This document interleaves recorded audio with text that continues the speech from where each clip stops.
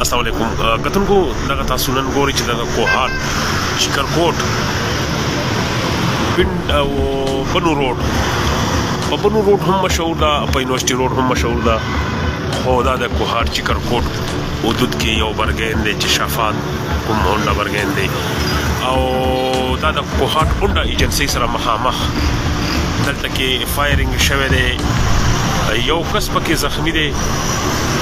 او نور پکې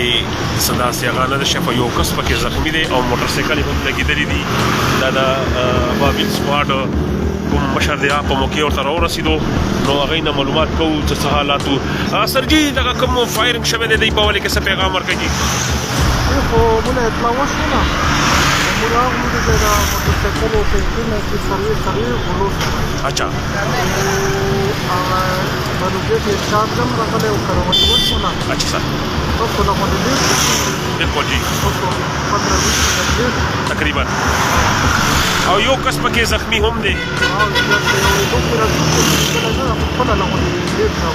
دلته کتون کې چې یو کس پکې زخمی دی د موټر سایکل ودی څه خپله کې بدي مدي وایه څه په موقع څه شله ورشئ یو فریق نه بم ریپورټ ولیکي بل نه بم ولیکي هغې خلاص thank you sir دا ابابل کوم سکواډ مشر عظمت افریدي صاحب هم تاسو ګرځو نو دلته کوم برګین دلته کې فایرنګ شوی دی خو څه زړه بدي یا داسې څه دښمني نه وه په موقع باندې څه ځای باندې خفګان شوی یا څه حالات راغلي دي انچارج وایي چې بیا به بالکل د رپورټ نه بعد پته لګي خو اوس راسې یو کس پکې زخمی او نور پکې موټر سایکل لګېدلې دي نوي موټر سایکل وي دی لګېدلې دي نو دواړو فاریقیانو خپله کې فایرنګ شوی دی دا د کوهاټ شکرکوټ هونډا ایجنسۍ سره مخامخ دغه برګین دی چې دغه واقعه پکې وشوه